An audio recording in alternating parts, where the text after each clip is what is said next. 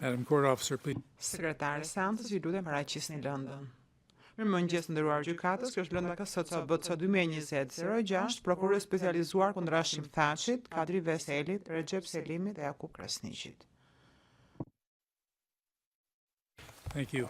Faleminderit.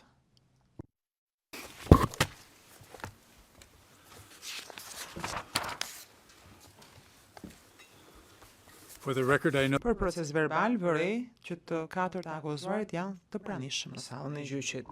Përpara se të vijë dëshmitari, ka disa aspekte paraprake që dëshiroj të trajtojmë.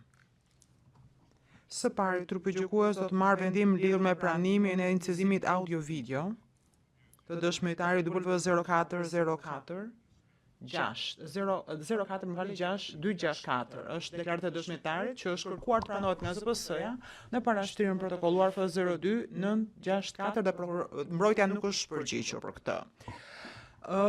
Ne mendojmë se janë të pranueshme deklarata e dëshmitarit W04264 në bazë të rregullave 138 dhe 155, trupi gjykues përjetoi i pranon si prova gjyqësore këto materiale siç është përmendur në shtojcën numër 1 të parashkrimit protokolluar F02964 dhe udhëzojmë zyrën administrative që të japi incizimit audio-video të njëjtin numër prove që është dhënë dhe deklaratës përkatëse siç është përmendur në shtojcën numër 1 të parashtrimit të protokolluar F02964.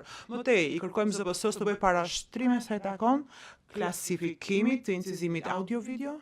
Zoti prokuror, ju lutem, a mund na e thoni tani? Çfarë klasifikimi do të ketë? Paç.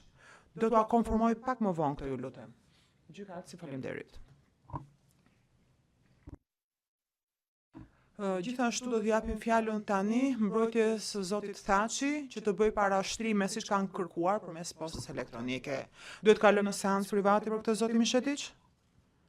Mishetiç, i nderuar kryegjykatës, fillimisht prokuroria kishte një mocion për shtimin e provave dhe më pastaj mund t'i përgjigjem unë që të trajtoj edhe pjesën e emocionit, do të ishte më efikase kështu. Gjykatësi në rregull, kalojmë në seancë private.